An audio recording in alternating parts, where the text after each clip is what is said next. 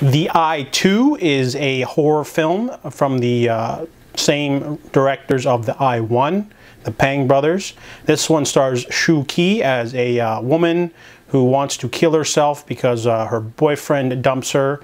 So she plans to take her own life in a hotel room. However, she survives. But because she was on that threshold between life and death, she can now see ghosts, and she's also pregnant with that man's child. So now she starts being harassed by these ghosts that she saw because she was at the sort of gateway between life and death. So The Eye 2 has Shu Qi in it. I am like a basic bro. I'll watch any movie with her. She's very beautiful, decent actress. But this one definitely was a step down from the first movie. I only gave this movie a chance because it had the same directors as the first one. This one had a lot of dragging out scenes. There's some good scares here and there, but overall very weak narrative, very weak climax too. The climax was definitely overstated and really over dramatic. So overall, the second Eye movie is okay. All three of the films are directed by the Pang brothers, but I won't make it to the third one because the second one wasn't that great. It was honestly just a bit of a chore to get through. I wasn't expecting much because the first one's okay, but overall, The Eye 2 is just, you know, another middling horror fare. So I can only give The Eye 2 a 4 out of 10. Diary is a horror thriller directed by Oxide Pang, one of the Pang brothers. This movie stars Charlene Choi as a woman who is basically, her name's Winnie. She's a lonely woman who lives in her apartment with her puppets. She likes to make puppets and dolls and write in her diary.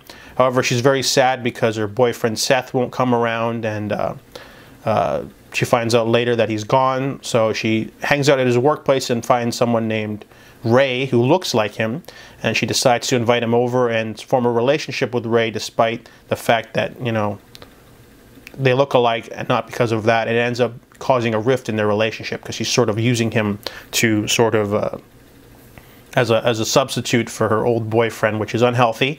So the movie is really slow. It's a slow burn movie. It doesn't have that much like scares in it. It's more of a psychological thriller than it is a horror. And then around the hour mark we get credits for some reason, I don't know why, but then we get the sort of twist that sort of turns the entire movie on its head, and it sort of puts things into new perspectives. It drags on for a little bit too much though, the last half hour.